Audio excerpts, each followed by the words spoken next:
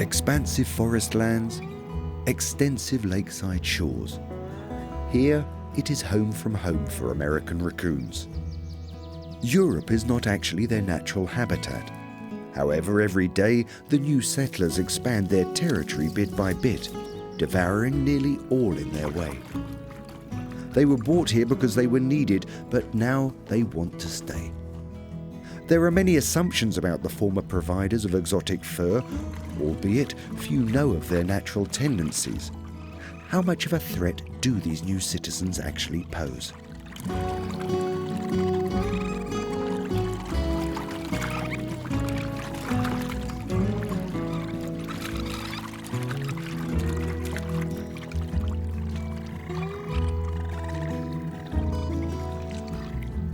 It was not easy for the raccoons to cross the Great Ocean Divide.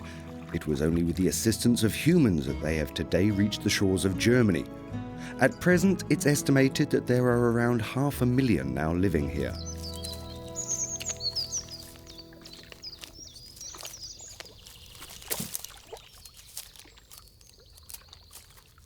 These clever omnivores are extremely adaptable. They can find nutrition everywhere, but especially near water. They test the waters for edibles with their paws. It has nothing to do with washing. Referred to as wash bear, in many languages, the name is a misconception.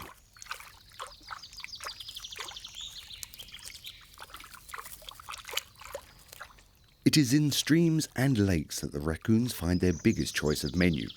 Invertebrates like snails or freshwater crabs constitute 40% of their overall diet.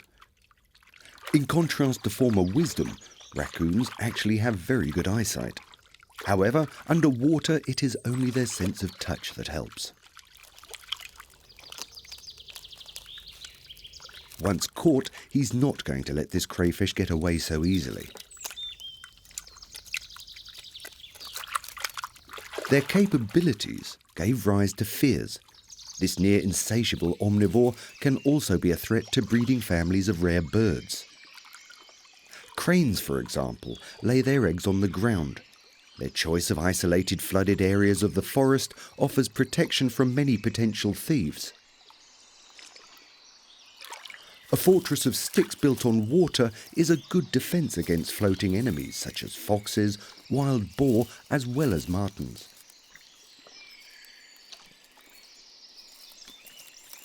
But is the crane's strategy effective against raccoons?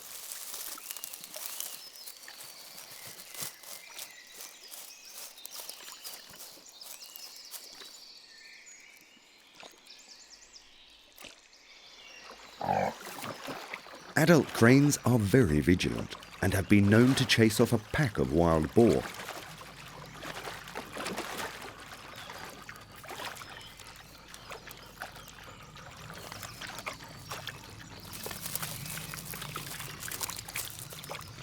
The female, with her new offspring, decides it is all a bit too risky.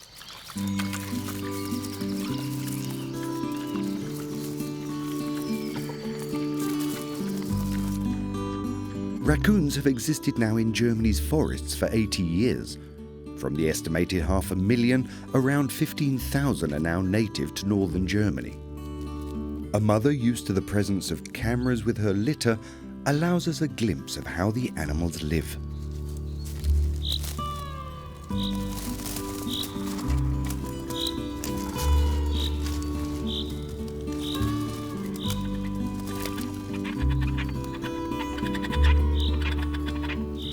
The baby raccoons are only a few hours old.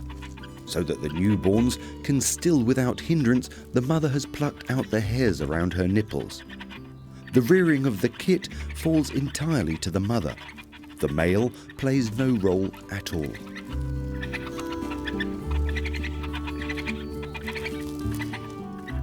It is only after the first 4 days that the mother leaves the young ones alone, and that only for a very short amount of time.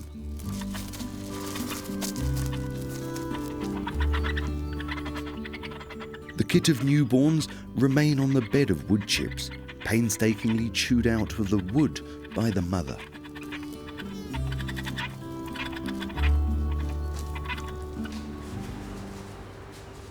The National Park of Miritz in the north of Germany is the perfect location to observe the raccoons. Berit Kerneman and Frank Mischler have conducted research over the last few years. They want to find out what the consequences are for other animals living in the national park. They record details exactly, measuring also the size of the nests. Tell me, which number is this one again? Number 64, so we've got a cavity depth of 1 meter 4, 2, 3, and an entrance height of 3746. Okay.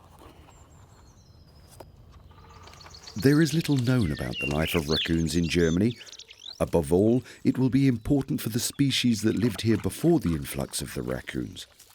What are the raccoons' dietary preferences? And is there a possible danger?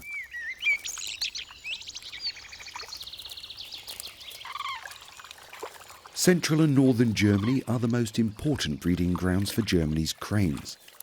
It would be a catastrophe if the raccoons impacted upon the bird's livelihood.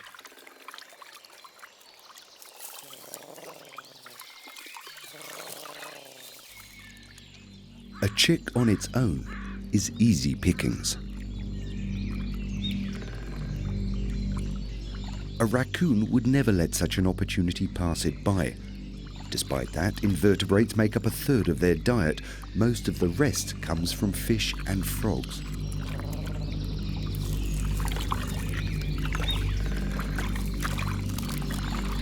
The chick makes a hurried retreat to the safety of its mother.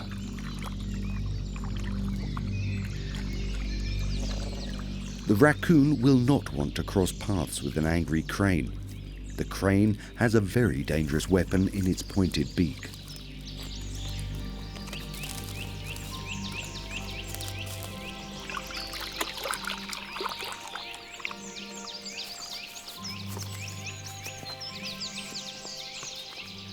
As gracile as the birds seem, they are more than capable of seeing off larger mammals.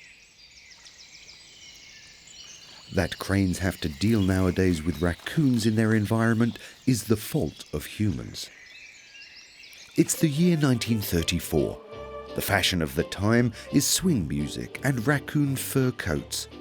There's good money to be earned from the fur trade, and raccoon farms spring up across Germany. The problem is that the quality of fur from animals held in captivity is not as good as those that are allowed to roam free. For this reason, a certain Baron Sittisch of Berlepsch decides together with his breeder to let 2 pregnant raccoon couples settle in their forests. The eventual approval from Prussia's Regional Hunting Association in Berlin, however, comes later, and thereafter the introduction of the animals becomes official. My honoured friends of nature, I consider myself very fortunate to announce today before you that we have taken a major step towards the enrichment of the German landscape. In the future, raccoons will be a symbol for good hunting. For those who can capture this luxury fur, here's to good hunting. This, or something similar, is how it seemed on April the 12th, 1934. According to a newspaper report at the time, armed forces formed a guard of honour as a band played the national anthem. The 4 animals went on to successfully raise their young and formed a population in West Germany. Around 10 years later, that number had already expanded into East Germany. It's now 1945, shortly before the end of World War II.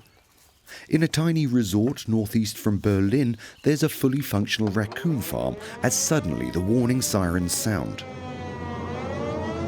The Russians are moving forward, supported by aerial bombers who bomb assorted targets across German positions. According to reports, one of the bombs landed on the farm.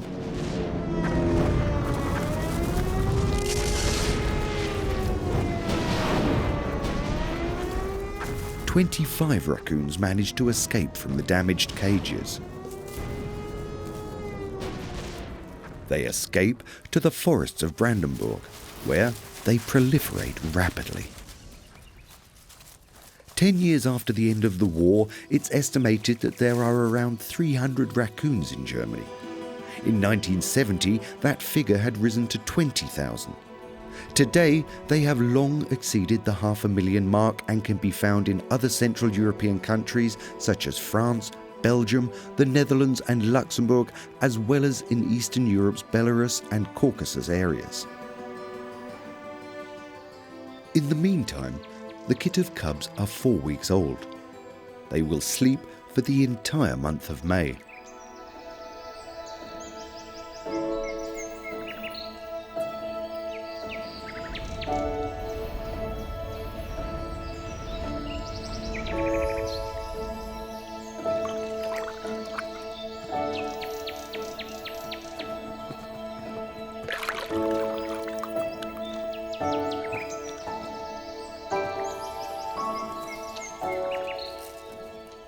The family of raccoons will spend most of their time in their cosy wood hollow, but the mother has detected something that she's not happy about.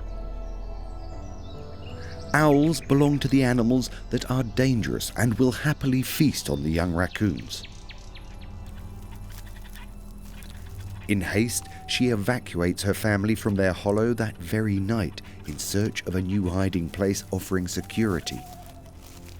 Carried by the scruff of their neck, they adopt a rigid carrying position, making them easier to carry.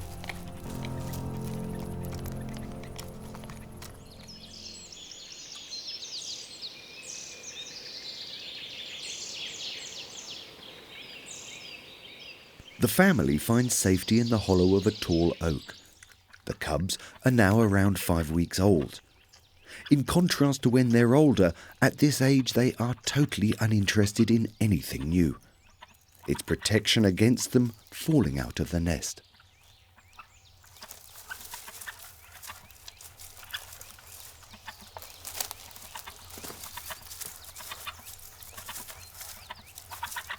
For now, the little ones are totally fixated on their mother.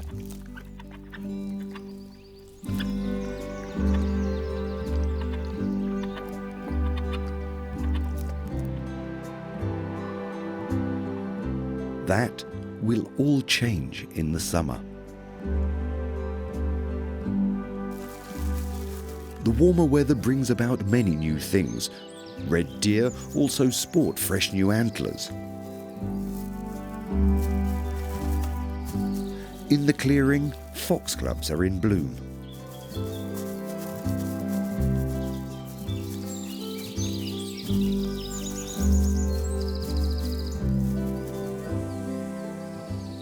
The behavior of the cubs has now transformed radically. At 2 months, their desire to explore holds no bounds. They'll take every opportunity when their mother is away. As opposed to the cat family, raccoons can swivel their rear claws, allowing them to climb in both directions.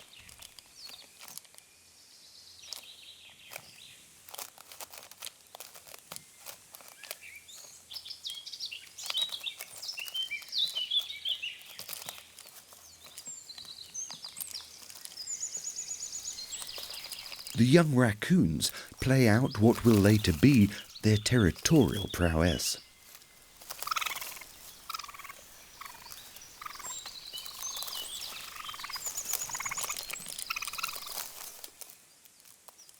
It is the most dangerous time for the young cubs. Sometimes they die through misadventure after falling out of the nest. It's only a third of the youngsters who will survive their first half year.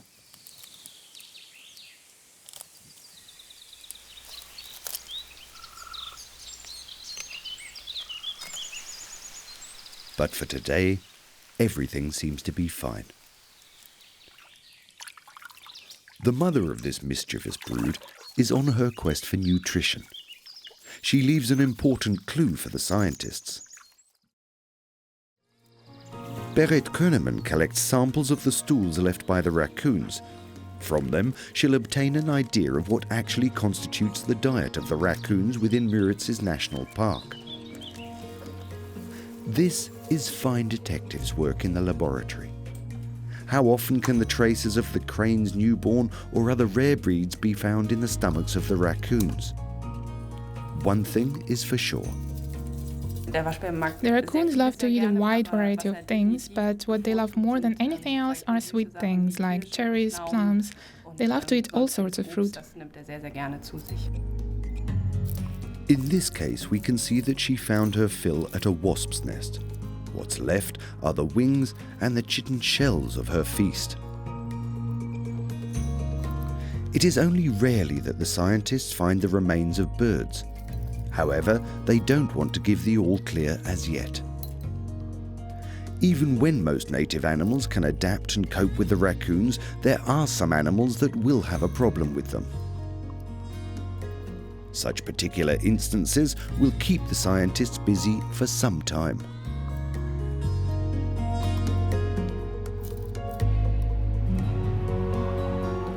Brandenburg is home to some animals that are already considered extinct.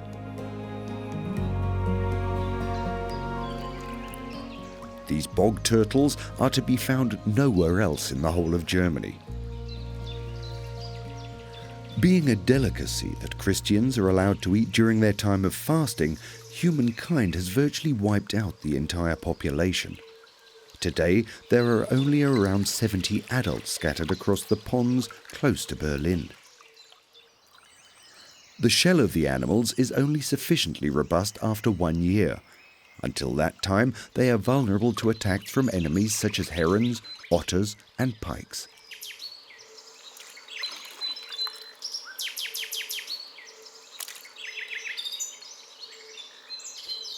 Since the 1940s, the raccoons have become an additional predator. However, they can't do much harm to a grown adult. They're not practiced in how they should go about cracking the shell. Apart from that, the omnivore is not concerned. There are other sources of much easier prey.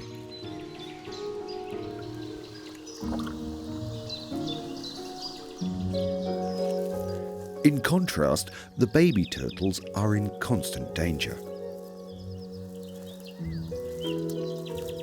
Whereas the sea turtles lay hundreds of eggs, the bog turtles only lay around 15.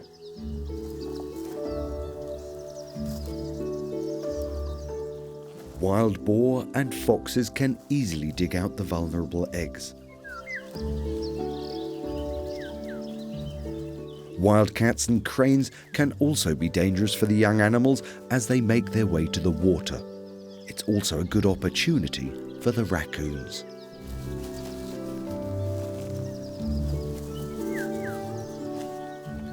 In the meantime, biologists are protecting the breeding area with electric fences and hatch the eggs in incubators. Only around a quarter of the exposed baby turtles survive.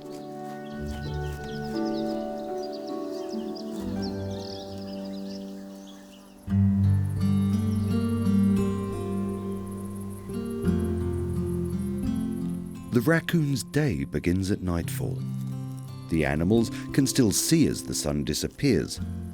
Their sense of smell and their paws also assist them in finding their nutrition.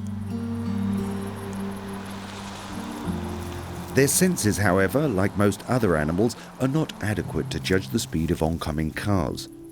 Accidents are commonplace.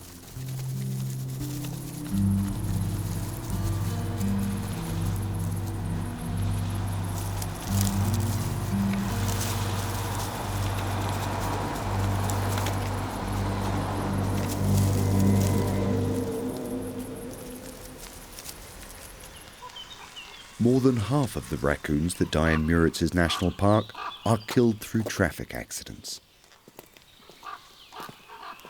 Frank Mischler collects the dead animal to learn a little bit more about its condition.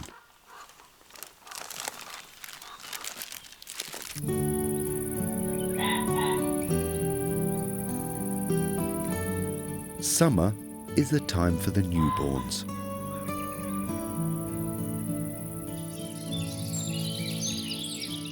Across the landscape, they can be seen out and about with the parents. It's already hard to differentiate between the young wild boar and the grown-ups as the stripes gradually disappear.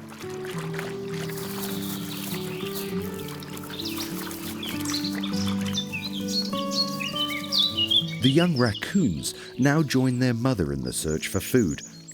Unlike young foxes or wildcats, the young raccoons don't receive their food served up.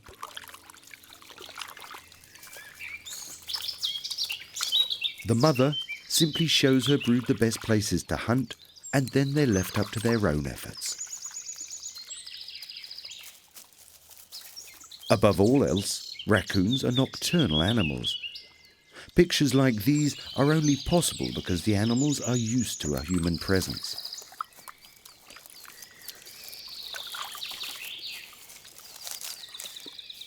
Alone in the forests, the young raccoons would have no chance to survive on their own. They are still suckled. It's only in their 4th month that they are able to fend for themselves.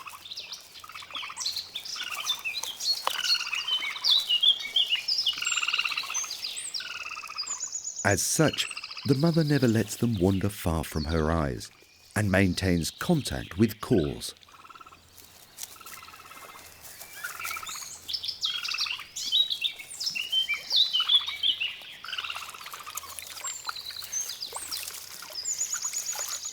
This female is where she knows there is the best chance of prey, on the riverbank, and she will be proved right.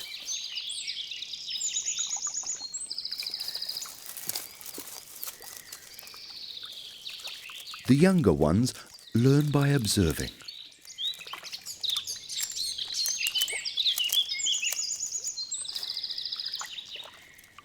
This little one would love to have a piece of such a tasty mouthful.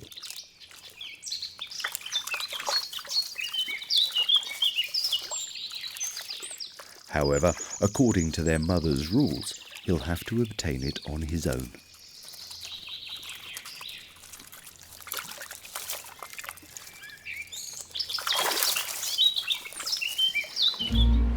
Forests and lakes offer an ideal habitat for the raccoons. Here, they have found a home that offers a more comfortable living. 200,000 residents live in the shadow of the monument of Hercules and Castle. Additionally, there are a couple of lodgers who go largely unseen. The former capital of Hessen is today the capital for raccoons. Estimates calculate that around 50 adults can be found per square kilometre. The figure is without comparison in any other major German city. In the summer, with the young animals, that figure is probably almost double. The city is a paradise for the raccoons. Here they find food and lodgings in abundance. Our subjects here, one can see, are in their element.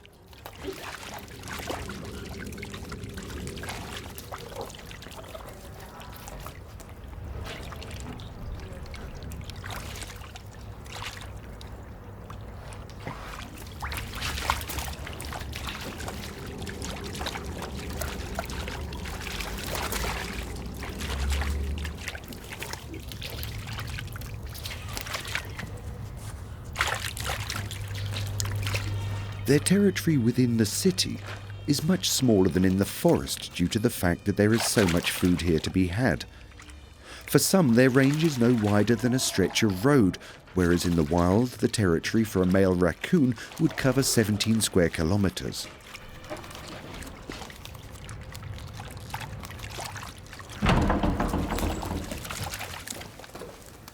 The occasional human interference is of little concern to the raccoons. In the meantime, they've learnt to run circles around the townsfolk.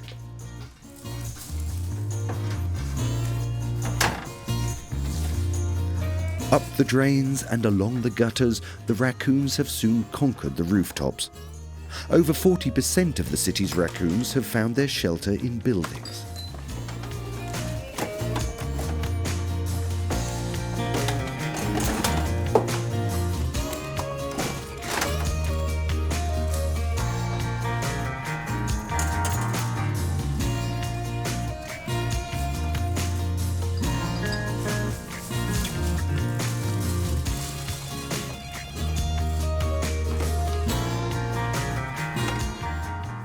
Loud parties by resident raccoons have kept a number of castle citizens awake.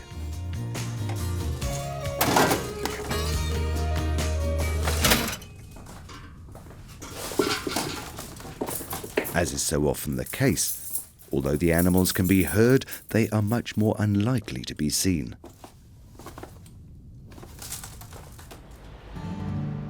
It's estimated that around 1,000 of the animals are resident in the northwest of Kassel alone. Conflict with their human neighbours is often problematic. The animals have blocked many a chimney, and their faeces can cause health risk for humans if it's infected by the raccoon's roundworm.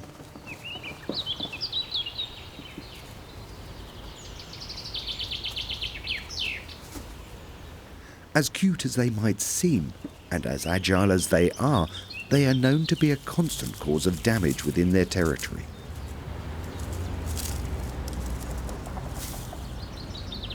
In an apartment house, falling roof tiles have been reported. The likely suspect is the raccoon. The residents have opted to call in an expert. Yes, well, that could certainly be caused by a raccoon. As I said, we'll have to build up a safeguard here and behind there and in the entire corner there. Obviously, the whole thing needs to be safeguarded. The raccoons shouldn't be allowed the chance to climb up onto the roof again. Already, they have caused hundreds of euros of damage, and that is only part of the damage. The animals also leave urine and feces. We'll have to cut this entire section out and replace it, otherwise it will continue to smell. The raccoons have nearly gnawed their way through the roof. Frank Becker's job is to prevent such damage. Becker has developed an electric fence based on his experience to keep the animals away from the roofs. Their climbing abilities seem to know no bounds, and they'll always try again. It's really quite impressive what they've learned to overcome over the last years. Becker monitors the effectiveness of his preventative measures with the help of a hidden camera. The camera is activated by a movement sensor. Sometimes, even he is surprised by what is captured. Didn't imagine for 1 minute that the raccoon would try something like that in broad daylight. Certainly not a better documentation of my work.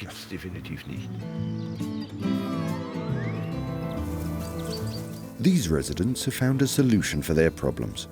The temptation of a cherry tree brings the raccoons out of their cover. Cherries belong to one of their favourite foodstuffs. With a combination of fruit, nuts and roots, the raccoon can account for 1/3 of its overall food requirements.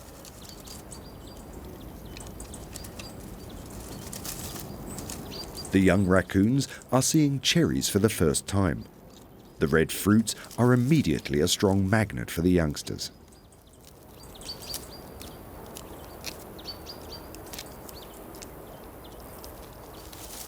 Albeit, the cherries are not yet ripe. Each one is tested, but the juice is still a bit too sour for the little ones. The youngsters will have to exercise a little more patience.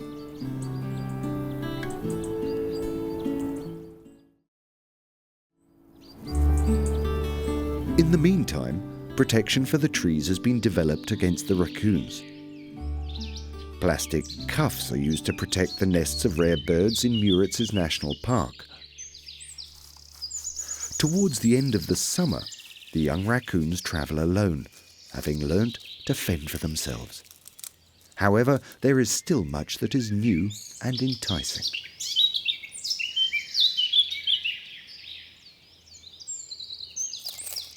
The little ones still have to collect a lot of experience, even when their lessons are painful. To mistake a common toad with a common frog is not without its consequences. The toad secretes a poisonous substance through their skin that increases the blood pressure and paralyzes the muscles. Its effects are immediate.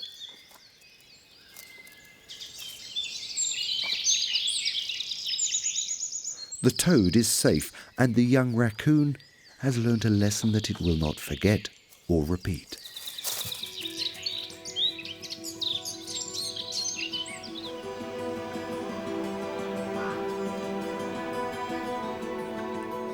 By the beginning of autumn, the young raccoons have already experienced many an adventure. The rutting season has begun for the red deer.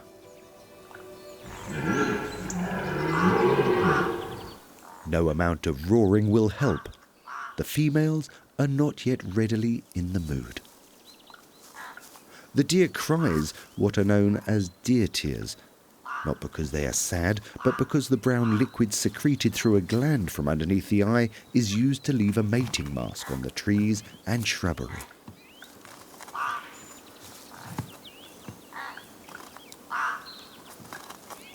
The younger deer follow the example, although their scent is no match for the strong scent of the male adult.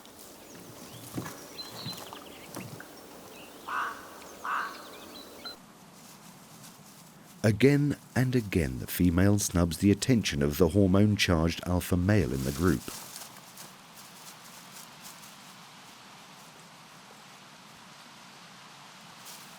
Now, he will try another strategy. Deer also engage with social bonding through mutual grooming. However, his overtures have failed. Such an intimate practice is only permitted with the closest mates. It signals a vote of confidence. The cranes in Miritz National Park have now successfully reared their young, and now join the migratory birds from Scandinavia.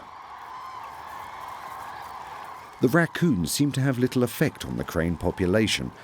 The birds' numbers have continued to grow in central and northern Germany despite the growing presence of the raccoons.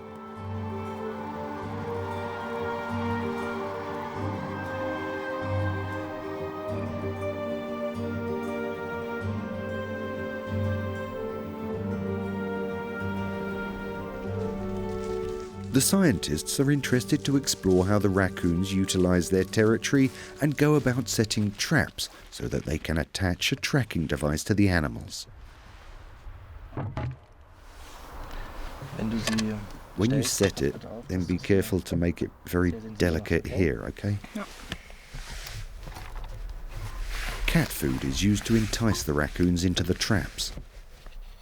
When the trap has snapped shut, it triggers a mobile phone back at the research centre automatically, allowing Frank Mischler and Berit Kerneman the chance to retrieve the animal from the trap as quickly as possible.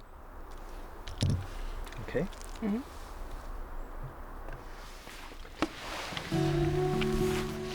Now, the scientists have to be patient.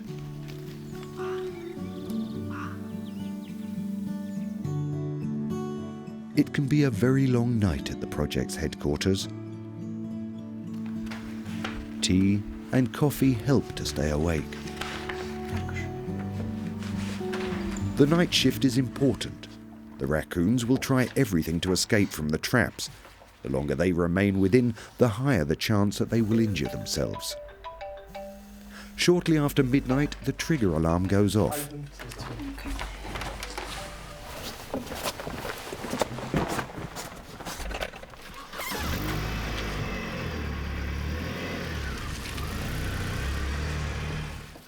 Minutes later, and the biologists are at the scene of the snare. It's a young male that has fallen into the trap.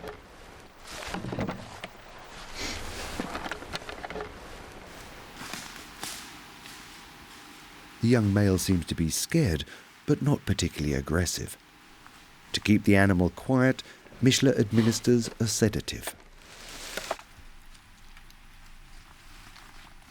Raccoons are fairly robust creatures and not prone to unnecessary panic. However, the scientist makes every effort not to injure the animal. Now the animal is heavily sedated and is totally unaware of everything. It's important to immobilize the animal so that we can limit the stress for both animal and the person involved. It's always fascinating for us when, within half an hour of being released from the working cases, the raccoons find themselves entrapped in another snare. It's as if they have no recollection of what has happened before. What is important for the biologists is to take a gene sample. With such information, the pair have identified that the female remains her whole lifespan within a far more restricted territory than the male. Therewith, the raccoons avert the problems of inbreeding. Frank Mischler and Berit Koenemann will now be able to track the animal with the aid of the transmitter collar over the coming months, whereafter the collar will fall off alone when the battery has run out.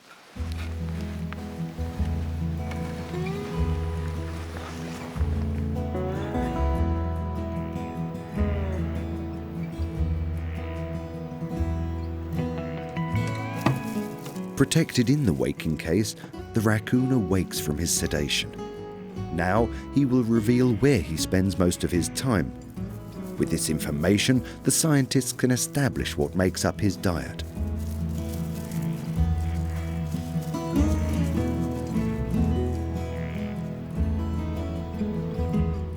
Now, both biologists can constantly be at the heels of the animal.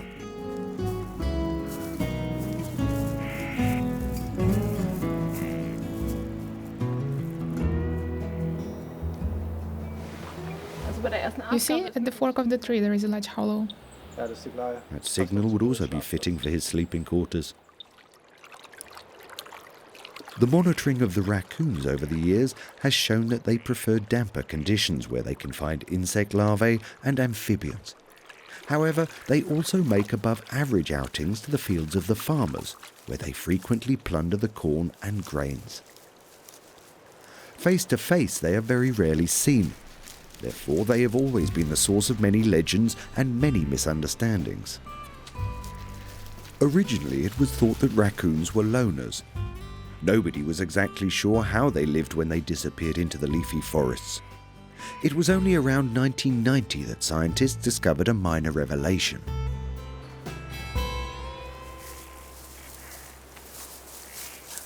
Frank Mischler has discovered a way to observe his subject more frequently. He lures the raccoon with corn to his video casing.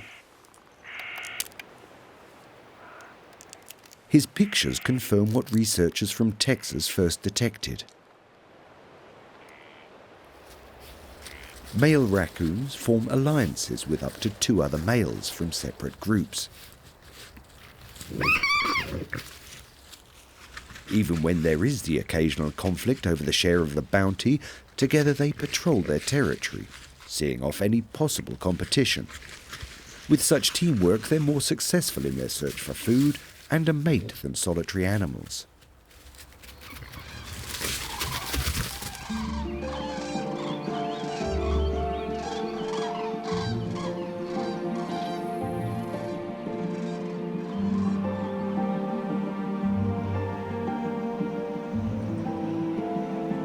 The end of autumn is a critical time of the year for the raccoons. 10 million years ago, their ancestors lived in the tropics. Within such an environment, there was never a problem of food regardless of the time of year, not even in the winter.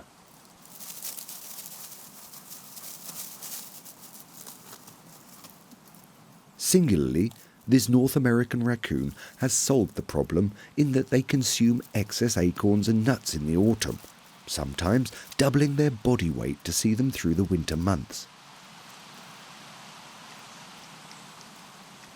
This talent allowed them to wander further north to the borders of the deciduous forest.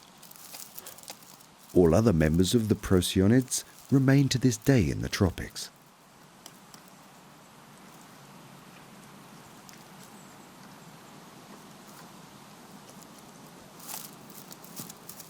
Germany, with its relatively mild winters, has proved to be an ideal environment for raccoons. However, hunters who originally let them loose in the wild now don't want them habiting the forests anymore. They consider them alien to the landscape.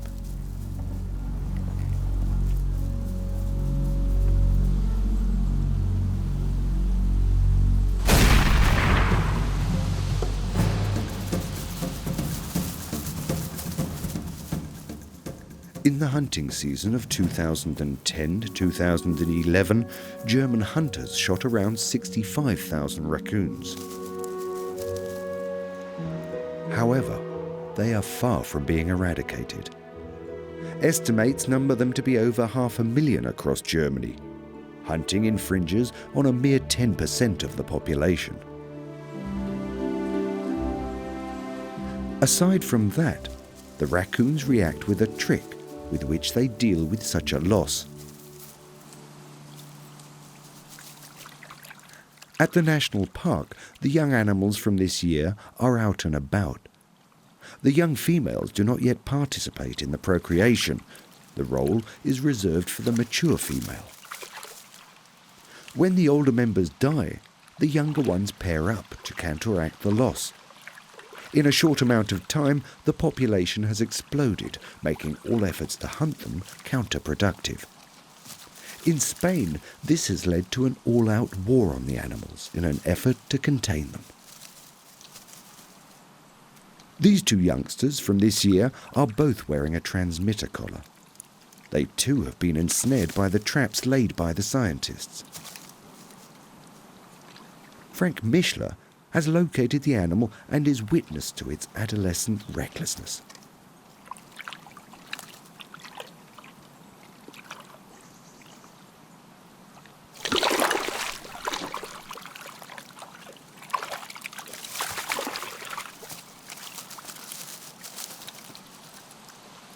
Both animal and transmitter escape unscathed from the fall.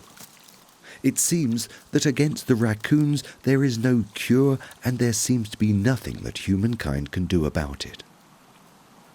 We'll have to get used to living together with the raccoons, whether we like it or not. We have no chance to restrict their numbers over such a large area. With a mixture of cunning and perseverance, the raccoon has now established itself. The omnivore is adaptable like few others in Germany.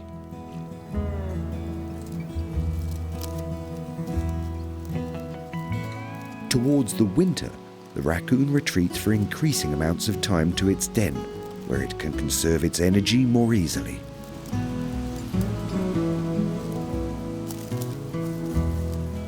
Raccoons don't hibernate. It's only when it snows that they retreat completely to their hollows.